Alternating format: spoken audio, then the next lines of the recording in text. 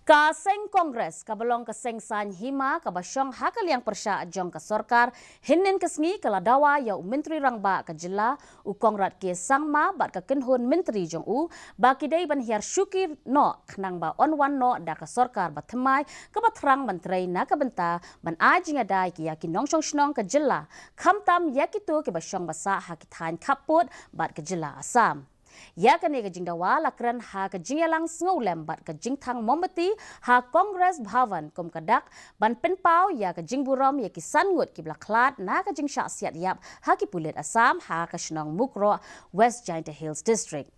Habakran ya kani u working president ka Meghalaya Pradesh Congress Committee u ba pinchngan sim u loong ba ka seng ka don ringkat bat ki bahaying hasem jong ki bamat ya kani ka jingsusi.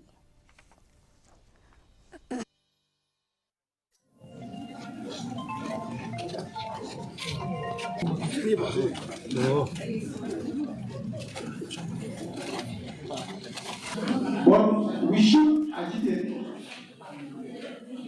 with some other kind of agitation to create problems against the government, especially the cabinet minister who could not protect the life of our people in the state. But violence will not be a solution. The only thing is that we should demand that the new government should be installed. Kumba at hoteli ki trokit umpnyang kila